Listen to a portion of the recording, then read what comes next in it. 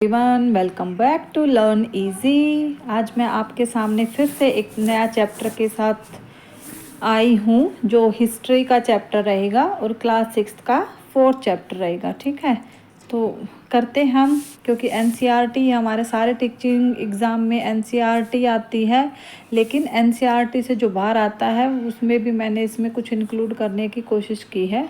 ठीक है, तो आशा करती हूँ कि इसमें सारा ही आपके टीचिंग से रिलेटेड कवर हो। ठीक है, तो शुरू करते हैं।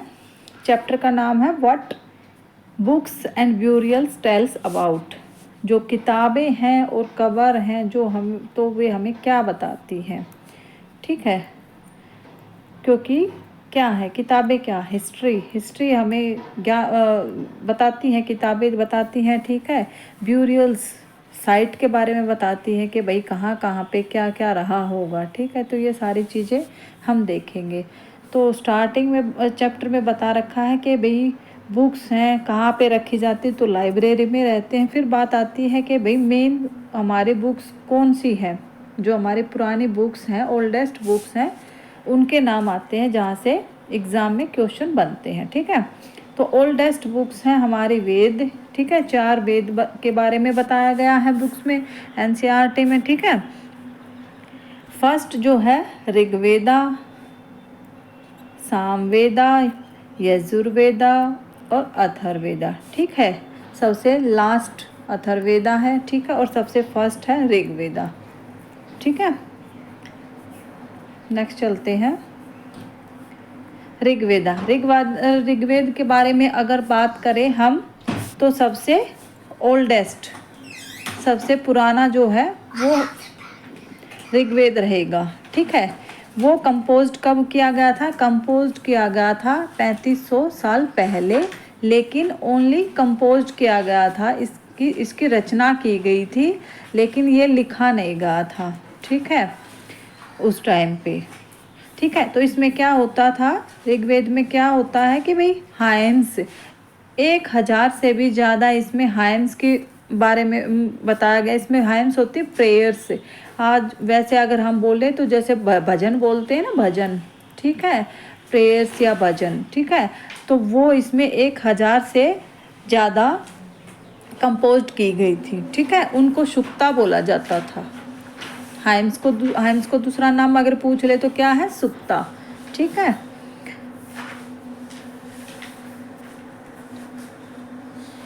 नेक्स्ट चलते हैं। सुक्ता या हाइम्स की अगर हम बात करें तो किसकी प्रेज में ज़्यादा होते थे? मोस्टली किसकी प्रेज में होते थे ये भगवान की स्तुति के लिए किए जाते थे, उनकी प्रशंसा में गाए जाते थे। ठीक है, और ऋग्वेद में 3 गॉड की बात की गई है। वो कौन से रहेंगे? वो रहेंगे अग्नि, जिसको आग का देवता बोला गया है। ठीक है, इंद्र, जिसको युद्ध का देवता बोला गया है, और सोमा एक प्लांट है जिसके बारे में ऋग्वेद में बात की गई है, जिसको गॉड माना गया है। ठीक है, तो वो एक स्पेशल ड्रिंक तैयार करने के लिए वो प्लांट यूज किया जाता था। होता ना सोमरस का नाम सुना भी होगा। ठीक है, तो सोमरस का वर्णन ऋग्वेद में किया गया है। ठीक है, यहाँ से एक क्वेश्चन बनता है, यहाँ पे ही हेर फेर कर देंगे अग्नि, इंद्र और सोम के बीच में। ठीक है, इन्हीं में से हेर फेर कर दिया जाता है कि भाई कौन से भगवान ऋग्वेद में नहीं थे या कौन से थे। ठीक है, तो ऐसे पूछ लिया जाता है क्वेश्चन में, तो ये ध्यान देना। अग्नि, इंद्र और सोम का वर्णन किया गया है ऋग्वेद में। 3 गॉड को माना गया था ऋग्वेद में। ठीक है, मेन। उसके बाद चलते हैं क्या क्या है और ऋग्वेद में क्या क्या बताया गया है। ऋग्वेद, इसकी भाषा क्या रहेगी? ऋग्वेद की भाषा थी वैदिक संस्कृत।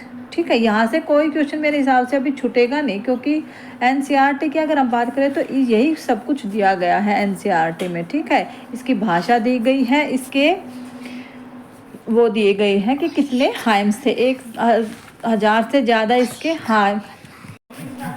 तो हाइम्स जो कंपोज्ड हैं वो किसके द्वारा किए गए थे? वो ऋषियों के द्वारा कंपोज्ड किए गए थे। रचना है वो ऋषियों के द्वारा की गई थी। लेकिन अगर हम बात करें कि भाई उसका जो बखान है, आगे जो दूसरों तक पहुंचाया गया है, वो प्रीस्ट। ठीक है, वो प्रीस्ट के द्वारा किया गया था, ठीक है, ये काम प्रीस्ट का था, ठीक है। वो बोल बोल के रिसाइट करके उनको दूसरों को बताते थे जो इंटरेस्टेड होते थे, और जो दूसरे उनको सुन के तब ग्रहण किया जाता था। तो यहाँ तक ये देखो, अभी तक लिखने का कोई काम नहीं हुआ है। 3500 साल पहले इसकी रचना हो चुकी थी, ठीक है, कंपोज्ड ऋग्वेद हो चुका था, लेकिन अभी तक राइटिंग में कहीं नहीं था, ठीक है। राइटिंग का जो काम है वो बाद में शुरू हुआ है, ठीक है। तो तब तक क्या चलेगा भाई, जो चीज़ें रिटर्न में नहीं होएंगी तो क्या होएगा, जो चीज़ें कंपोज्ड की जा रही मतलब बनाई जा रही है। कंपोज्ड भी ऐसा नहीं कि अभी कुछ सोच समझ के, ऋग्वेद सोच के किया गया था, ठीक है। वो भगवान के भजन आपस में भाई कर रहे थे, और उसी को फिर बाद में ऋग्वेद की संज्ञा दी गई, ऋग्वेद का नाम दिया गया है, ठीक है, उसी चीज़ को। तो ये चीज़ें उस टाइम पे हो रही थी, तो रिसाइटेड की जा रही थी और दूसरों को सुनाया जा रहा था, ठीक है। दूसरे उसको सुन के ग्रहण कर रहे थे, और जो प्रीस्ट थे उनको रिसाइट कर रहे थे, ठीक है। उसके बाद क्या है, और क्या क्या है ऋग्वेद में, उसका फिर आता है कि भाई इसका प्रिंटेड कब किया गया है, ऋग्वेद को प्रिंट कब किया गया है। तो ये लगभग एनसीईआरटी में दे रखा है, ये 200 साल, ठीक है, 200 साल पहले, ये एनसीईआरटी का डाटा है, 200 साल पहले इसका प्रिंटेड का काम हुआ है। वो कैसे हुआ है कि 150 से 200 साल पहले ही, ये भी एनसीईआरटी में यही फिगर दे रखा है, ठीक है। तो वहाँ मैन्यूस्क्रिप्ट मिली है, कश्मीर में कोई मैन्यूस्क्रिप्ट मिली है, क्योंकि प्रिंटेड का काम नहीं था। लेकिन 3500 साल पहले तो नहीं, लेकिन कुछ साल बाद मैन्यूस्क्रिप्ट फॉर्म में ऋग्वेद को लिखा गया है। मैन्यूस्क्रिप्ट क्या होता है, वो होती है हाथ से लिखा, मैन्यू होता है हैंड, स्क्रिप्ट होती है लिखाई, ठीक है। तो हाथ से लिखा हुआ जो डाटा था उसको ही मैन्यूस्क्रिप्ट बोलते हैं। तो पहले तो कागज तो होता नहीं था ऐसे, ठीक है, तो कहीं ना कहीं हाथ से लिखते थे। तो हाथ से कहाँ लिखा गया है, ये वृक्ष की छाल पर, ठीक है, वृक्ष की छाल पर इसको लिखा गया था। तो वो कहीं ना कहीं से वो कश्मीर में 150 से 200 साल पहले कश्मीर में मिला, उसके बेस पर ही ये प्रिंटेड का काम फिर शुरू हुआ है। यहीं से फिर इंग्लिश जो ट्रांसलेशन है ऋग्वेद की, ठीक है, वो भी इसी के बेस पे की गई है, ठीक है। पूछ लेते हैं ये क्वेश्चन भी, कहाँ से वो किया गया है, तो वो कश्मीर में मैन्यूस्क्रिप्ट मिली है 150-200 साल पहले, उसी के बेस पर इंग्लिश ट्रांसलेशन इसका किया गया है, ठीक है, ऋग्वेद का। फिर क्या है, इसको साथ साथ में इरेज करना पड़ता है नहीं तो, ठीक है। फिर अभी क्या है, अभी भी पूछ लेते हैं, ठीक है, अभी ये पूछ लेते हैं कि ये जो मैन्यूस्क्रिप्ट थी ये अब कहाँ पे है। ये अभी भी प्रिजर्व करके रखी गई है पुणे लाइब्रेरी में, जो कि महाराष्ट्र में है, ठीक है, महाराष्ट्र में है पुणे लाइब्रेरी, उसमें अभी भी इसको संभाल के रखा गया है इस मैन्यूस्क्रिप्ट को, ठीक है। उसके बाद क्या है, उसके बाद हाँ, उसमें क्या क्या वर्णन है ऋग्वेद में, किस किस के बारे में जो हाइम्स बोले गए थे, जैसे भगवान की स्तुति के लिए गाए जाते थे। लेकिन ये तो नहीं ना कि अकेले भगवान की स्तुति, उसमें कौन कौन शामिल थे भाई, भगवान में 3 तो गॉड का नाम बता दिया उन्होंने, अग्नि, इंद्र और सोम, ठीक है। उसके अलावा अगर हम बात करते हैं तो उसके अलावा व्यास नदी है, सतलज, इंडस और सरस्वती, ये 4 नदियों का वर्णन उसमें बार बार किया गया है। लेकिन अगर हम बात करें गंगा और यमुना, गंगा ये देख लो पवित्र नदी होने के बाद भी गंगा का ऋग्वेद में केवल एक बार ही नाम आया है, ठीक है। ये क्वेश्चन पूछ सकते हैं कि गंगा और यमुना का कितने बार नाम आया, तो एक बार ही ऋग्वेद में नाम आया है, ठीक है। उसके बाद क्या है कि और जो हाइम्स थे या जो भजन थे, जो प्रेयर्स थे, जिसको आप समझ सको अपनी लैंग्वेज में आप समझ सकते हो, तो वो डायलॉग फॉर्म में होते थे, डायलॉग फॉर्म में, ठीक है। जैसे ऋषि है, ऋषि नदियों को ऊपर से बहते हुए देखकर बोल देते हैं कि भाई जैसे ओ नदी, तुम अपने जो रथ पे उस पे चढ़ के आ रहे हो, इतने घोड़ों पे चढ़ के आ रहे हो, इतने बहाव को रोको, मतलब ऐसे डायलॉग फॉर्म में होती थी, ठीक है। ऐसे जो स्टार्टिंग हुई थी वो इस डायलॉग फॉर्म में हुई थी ऋग्वेद की, ठीक है। फिर है आगे है कि भाई और बाकी जो प्रेयर्स हैं वो किस किस के बारे में की गई थी। ठीक है, तो वो की गई थी कैटल्स के लिए की जाती थी प्रेयर्स, चिल्ड्रन के लिए। चिल्ड्रन में अगर बात करें तो एनसीईआरटी में स्पेशल दे रखा है कि भाई फॉर सन, ठीक है, पुत्र के लिए प्रेयर्स की जाती, ठीक है, हॉर्स के लिए, ठीक है, इन चीज़ों के लिए भी प्रेयर्स की जाती थी। फिर ऋग्वेद में बताया गया है कि भाई जो युद्ध हैं, युद्ध भी होते थे, ठीक है। युद्ध किस किस के लिए होते थे? वो कैटल के लिए, लैंड के लिए और वाटर के लिए, इन चीज़ों के लिए आपस में युद्ध होते थे। लेकिन युद्ध यहाँ पे ये समझना, जो ऋग्वेद में युद्धों का वर्णन है ना, वो जो बाद में जो मगध साम्राज्य के और जो इनके आपस में फिर वो बाद के जो युद्ध होते गए हैं, उनके जैसे युद्ध यहाँ पर वर्णन नहीं है। ठीक है, ये छोटे छोटे से युद्ध होते थे कि जैसे अपने पशुओं के लिए हो गया, पशुओं को रख रहे हैं तो उनके लिए चरागाह चाहिए। ठीक है, चरागाह में अगर बात करें तो जौ, ठीक है, जौ की चरागाह का वर्णन किया गया है यहाँ पे, ठीक है, ऋग्वेद में। उसके बाद है कि भाई जो बैटल से मतलब युद्ध से जो धन संपत्ति उनको मिलती थी, थोड़ी वो जो धन संपत्ति, तो वो लीडर, कुछ तो लीडर रखते थे, लीडर है जो वहाँ पे सरदार जो लड़ाई करने गए थे, ठीक है। कुछ प्रिस्ट रखते थे, कुछ प्रिस्ट को दे दी जाती थी, बाकी जो आम पब्लिक है थोड़ी उनमें बांट दी जाती थी, ठीक है। बाकी का क्या है कि जो अगर थोड़ा बहुत कुछ बच गया तो यज्ञ किए जाते थे, तो उस टाइम पे ना हवन वगैरह खूब किए जाते थे, ठीक है। तो वो कौन करते थे? वो मोस्टली प्रिस्ट, ठीक है, जो प्रिस्ट है या ऋषि है तो वो हवन वगैरह करते थे, ठीक है। उसमें जो हवन में जो ऑफरिंग होती है आहुति, ठीक है, ऑफरिंग होती है आहुति, तो जो हवन में आहुति दी जाती थी ना, वो उस पे कुछ खर्च उस पे करते थे। तो हवन में आहुति किस किस चीज़ की दी जाती थी? घी की, ग्रेन की, अनाज की, ठीक है, और इन सम केस एनिमल्स की भी आहुति दी जाती थी, ठीक है। तो ये भी याद रखना, ऑफरिंग पूछ लेते हैं किस किस चीज़ की दी जाती थी उस टाइम पे, ठीक है। नेक्स्ट चलते हैं। फिर बता रखा कि words used to describe people in Rigveda, भाई लोगों को किस हिसाब से बांटा गया था, किस हिसाब से लोगों का वर्णन किया गया था, क्या क्या समझते थे उस टाइम पे, लोगों को किस कैटेगरी में रखते थे, ठीक है।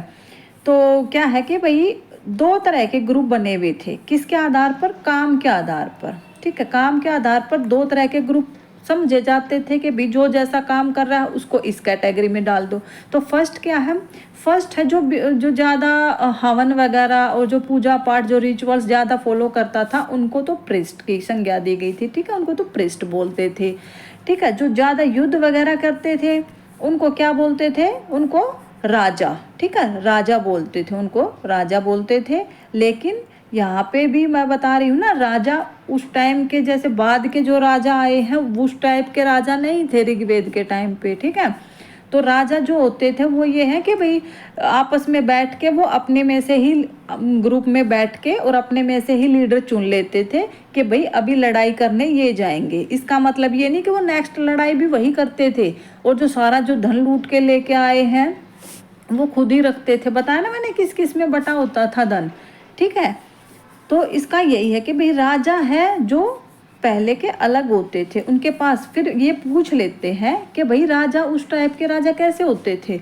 देखो, ना तो उनके पास कैपिटल सिटी होती थी कि भाई वो सबसे अलग रहते हो, उनके अच्छे अच्छे महल हों, उनकी बड़ी सी आर्मी हो, ठीक है, या वो दूसरों से जो टैक्स, बाद में कितने लोग टैक्स कलेक्ट करते थे ना बाद में जो राजा बने हैं, तो ऐसा उनके पास कुछ नहीं था, ठीक है। वो ऐसा कुछ करते ही नहीं थे, बस वो नॉर्मल थे कि भाई कुछ लोगों को कैटेगरी में डाल दिया, जो ज़्यादा हवन वगैरह करते थे उनको प्रेस्ट बोल दिया जाता था, जो ज़्यादा रिचुअल फॉलो करते थे, और जो मतलब लड़ाई के लिए बैटल में और ऐसे जाते थे उनको राजा बोल दिया जाता था। लेकिन ये भी है कि उस टाइम पे राजा का ये नहीं है कि भाई उसका राजा का बेटा ही आगे फिर वो राजा बनेगा, नहीं, ऐसा कुछ नहीं था ऋग्वेद के टाइम पे, ये सब चीज़ें कुछ भी नहीं थी, ठीक है। इसके बाद है कि भाई वे ऑफ डिस्क्राइबिंग पीपल, ये जो था ना मैंने किस किस, तो एक वर्क का तो बता ही दिया कि वर्क के आधार पर दो तरह के थे, ठीक है। उसके बाद लैंग्वेज के आधार पर भी किया जाता था, प्लेस कहाँ से वो बिलोंग कर रहे हैं, कौन सी जगह पे रह रहे हैं, कम्युनिटीज़ कैसी है उनकी, ठीक है। तो कम्युनिटीज़ में भी दो वर्ड उन्होंने दिया, जना और विश, ठीक है, जना और विश के बारे में बोला है। ठीक है। विश्व जो आगे आया ना, वैश्य जो वर्ड है वो इसी से बना है, ठीक है, ऋग्वेद के उससे ही बना है विश्व, ठीक है। कल्चरल प्रैक्टिस के आधार पर भी लोगों को बांट दिया जाता था। फिर क्या है कि भाई sometimes the people who composed the hymns described themselves as Arya's, ठीक है। जो लोग हाइम्स को कंपोज कर रहे थे, कौन कर रहे थे? ऋषि, ठीक है। तो ऋषियों के द्वारा कंपोज किए गए थे हाइम्स, तो ठीक है। तो जो वो भजन को या प्रेयर्स को कंपोज कर रहे थे वो अपने आप को कभी कभी आर्य की कैटेगरी में रखते थे। उन्होंने अपने आप को कई बार आर्य बोला है, ठीक है। और अपने ओपोनेंट मतलब जो बाकी जो दूसरे बच गए, जो और कामों में लगे रहते थे, जो आम पब्लिक थी, जो इन कामों से दूर थी, मतलब जो भगवान की स्तुति से, भगवान की प्रशंसा में लगने के अलावा भी तो काम होते हैं ना, तो उनसे जो दूर थे उनको वो दास समझते थे, ठीक है।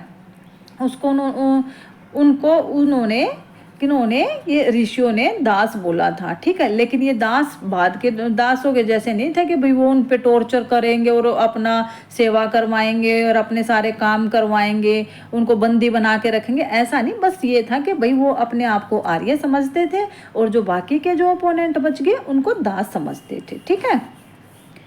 इसके बाद है कि भाई हाँ, ये जो दास थे ये मतलब हवन वगैरह थे ये कम करते थे, ठीक है। और जो डिफरेंट डिफरेंट ये लैंग्वेज बोलते थे, ठीक है। क्योंकि जो ऋषि थे वो तो वैदिक संस्कृत थे वो उनके, तो ठीक है। तो वे डिफरेंट डिफरेंट लैंग्वेज बोलते थे, वो कंपोज क्योंकि वैदिक संस्कृत में ही कर रहे थे। इसके बाद है और क्या है देखते हैं। फिर है कि भाई ये काम कहाँ पे चल रहा था? ये नॉर्थ वेस्ट में। याद रखना, ये भी पूछ लेते हैं कई बार। जो ऋग्वेद को कंपोज करने का काम था वो नॉर्थ वेस्ट एरिया में चल रहा था, लेकिन बाद का जो बाकी का जो बच गया, बाकी का एरिया जो बच गया कहाँ का? नॉर्थ ईस्ट का भी, वही साउथ का भी, ठीक है, इधर डेक्कन का भी, ठीक है। ये सारा जो एरिया बच गया ना, नीचे का जो एरिया बच गया, तो यहाँ पे क्या हो रहा था? अब है ये चैप्टर में ही दे रखा है जहाँ से क्वेश्चन जरूर बनते हैं, ठीक है। तो इसलिए मैंने ये भी ऐड कर दिया है इसमें। वहाँ पे चल रहा था मेगालिथ्स, ठीक है। वहाँ पे कुछ मेगालिथ्स नाम की ऐसे कुछ परंपरा चल रही थी कि भाई, फिर बताया गया कि भाई ये मेगालिथ है क्या? मेगालिथ है कि भाई बड़े बड़े पत्थर, ठीक है, बड़े बड़े पत्थरों को क्या कर रहे थे? तराशने का काम चल रहा था। लेकिन क्या है, उनको तराश के, ये नहीं कि उनको तराश के अपने घर में सजा लिया, ऐसा नहीं। वो मेगालिथ किसके लिए थे? वो कब्र, ठीक है, ब्यूरियल साइट बनाने के लिए वो मेगालिथ्स यूज किए जा रहे थे, ठीक है। ये दूसरी जगह का उन्होंने बता दिया फिर कि भाई ऋग्वेद के अलावा नॉर्थ वेस्ट में तो ऋग्वेद पे काम चल रहा था, ठीक है। उस टाइम पे ऋग्वेद नहीं सोच रहे थे वो, लेकिन मतलब भगवान के भजन लिखने में, उनकी प्रेयर्स करने में काम चल रहा था। और दूसरी तरफ है ना मेगालिथ्स पे काम चल रहा था। वे मेगालिथ्स कहाँ यूज किए जा रहे थे? वो ब्यूरियल साइट होती है जहाँ पे लोगों को दफनाया जाता है, ठीक है।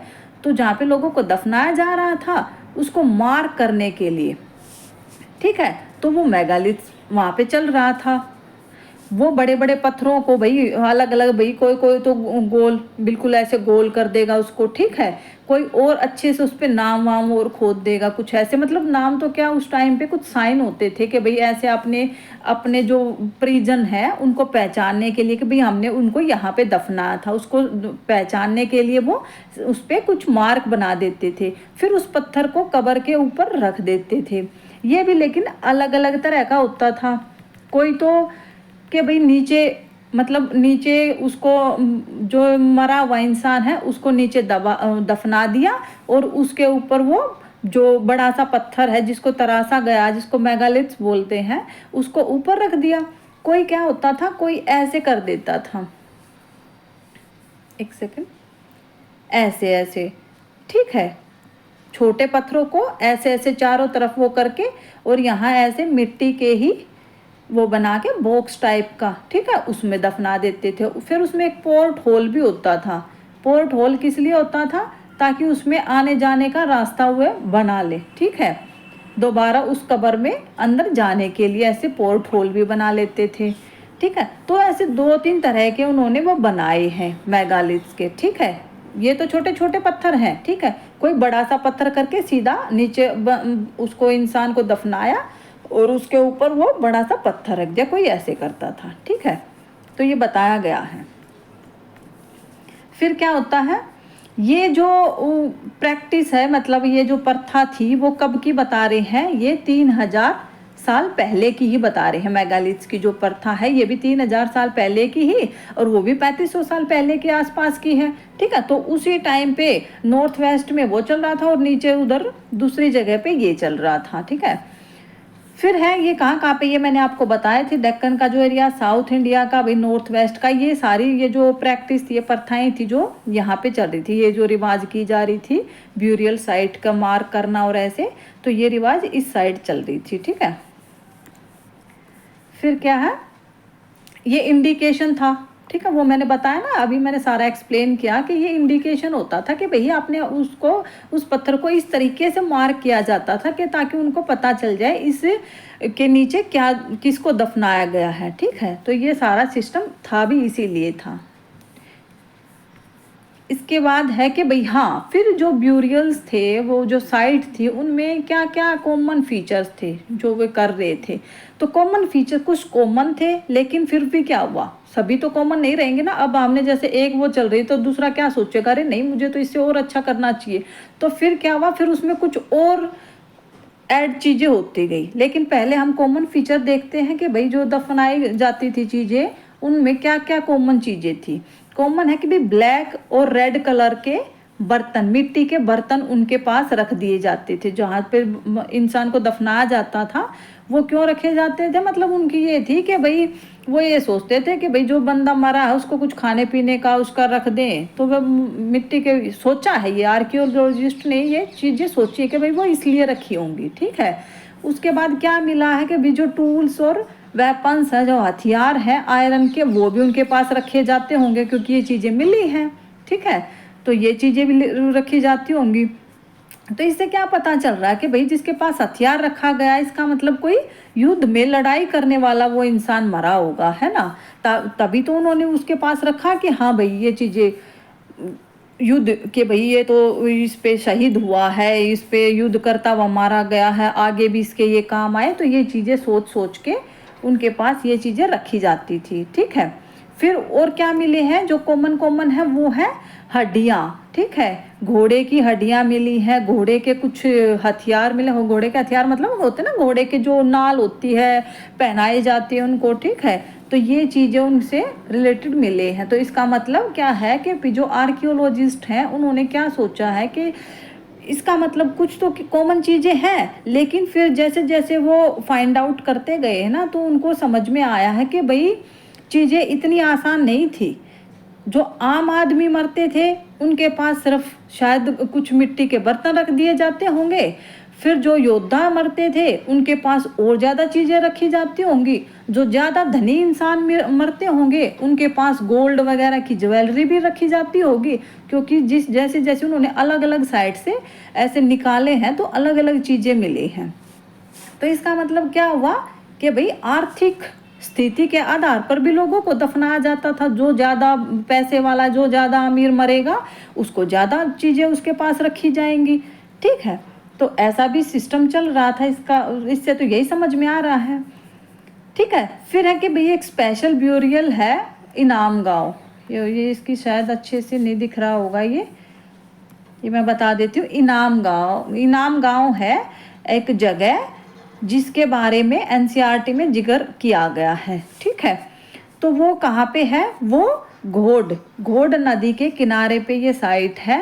और ये घोड़ नदी किसकी ट्राइब्यूटरी है, सहायक नदी है भीमा नदी की। ठीक है, तो उसके बारे में बताया गया है कि इनाम गांव में कैसा फिर जो सिस्टम जो चल रहा था, ब्यूरियल का जो सिस्टम चल रहा था, वो इनाम गांव में कैसा चल रहा था।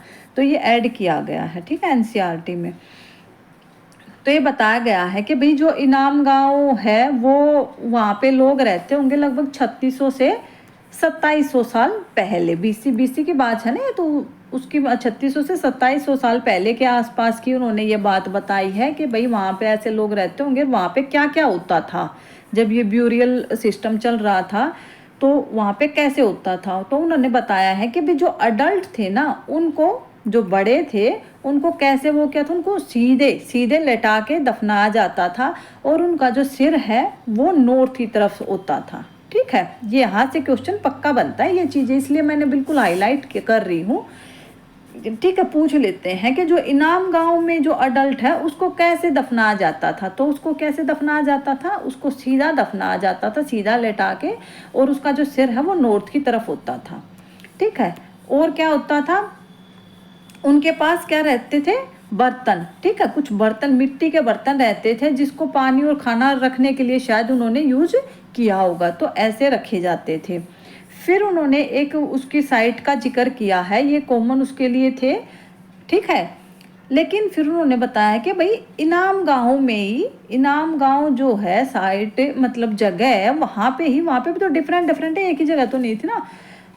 तो क्या मिला है, एक आदमी का मिला है, जैसे एक आदमी को दफनाने के साक्ष्य मिले हैं जो 5 रूम, ठीक है, एक 5 रूम वाले बड़े से हाउस में दफनाया गया होगा, उसके आंगन में ही।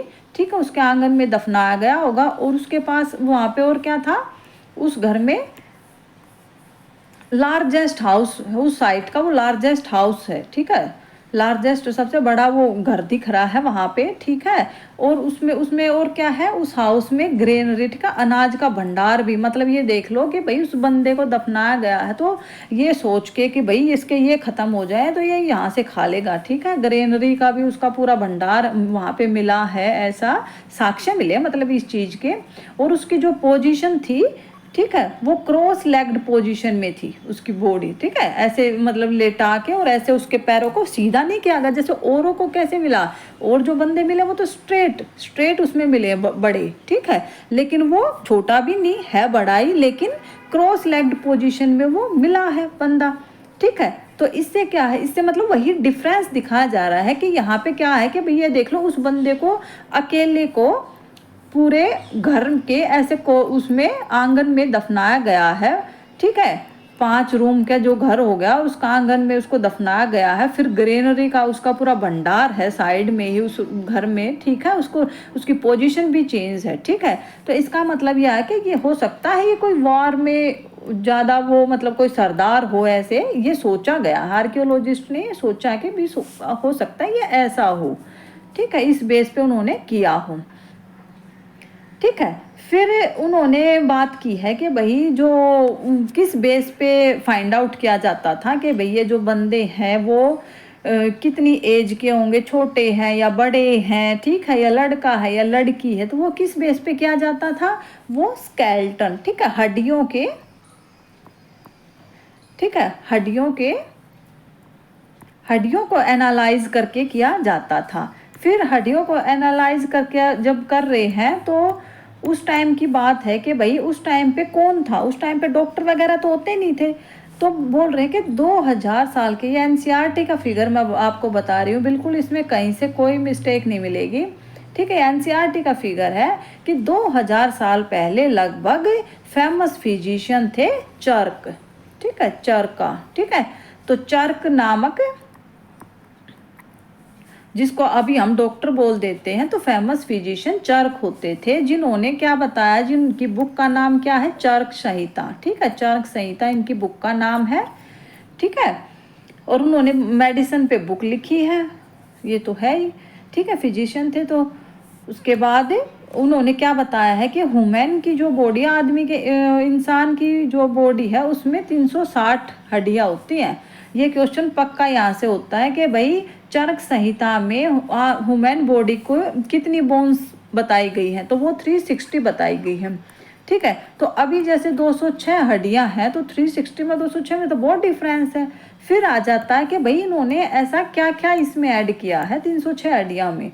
ठीक है, तो क्या है ये, इन्होंने क्या क्या ऐड किया है इसमें, टीथ की काउंटिंग को भी इन्होंने इसमें ऐड किया है, जॉइंट्स को भी और कार्टिलेज को भी, ठीक है, मांसपेशियों के इनको भी, ठीक है, उन्होंने ऐड कर रखा था, इसलिए उनकी 360 उन्होंने बोन्स बताई थी। ठीक है, फिर है कि जो इनाम गांव की हम बात कर रहे हैं उसी में ऑक्यूपेशन क्या क्या होता होगा, लोगों का व्यवसाय क्या क्या था भाई उस टाइम पे, क्या क्या होता। तो जो आर्कियोलॉजिस्ट हैं उनको क्या क्या मिले हैं, सीड मिले हैं, व्हीट के, बार्ले के, rice, pulses, millets, peas, sesame, ठीक है, इन चीज़ों के मिले हैं। कई बार क्वेश्चन में पूछ लेते हैं इनको दे के और एक अलग दे देंगे कि कौन सा नहीं मिला है, ठीक है। तो ये भी देखना जरूरी था, इसलिए मैंने थोड़ा सा ऐड कर दिया है, ठीक है। फिर एनिमल्स क्या क्या जिक्र हुआ है इनाम गांव में? बफेलो, गोट, sheep, dog, horse, S, pig, black bug, antelope और हेयर, ठीक है। इन एनिमल्स का उसमें जिक्र हुआ है इनाम गांव में। उसके अलावा है फिर फ्रूट, ठीक है, कि भाई फ्रूट कौन से पाए गए हैं वहाँ पे फ्रूट के, वो है बेर, एक सेकेंड, बेर, आंवला, जामुन, डेट्स, ठीक है। तो ये जरूर याद रखना, कई बार पूछ लेते हैं। तो ये हमारा पूरा चैप्टर कंप्लीट हो गया एनसीईआरटी में। इस चैप्टर में से इसके अलावा और कुछ भी नहीं आ सकता, ठीक है। तो आज के लिए इतना ही, मिलते हैं एक नई वीडियो में। तब तक के लिए आप इसको प्लीज़ चैनल को सब्सक्राइब जरूर करें, क्योंकि अभी एचटेट का एग्ज़ाम आने वाला है। और अपने दोस्तों को शेयर करें, बहुत अच्छा आपके लिए कंटेंट लेके आऊँगी एनसीईआरटी का भी और एनसीईआरटी से बाहर का भी, ठीक है। तब तक के लिए बाय बाय।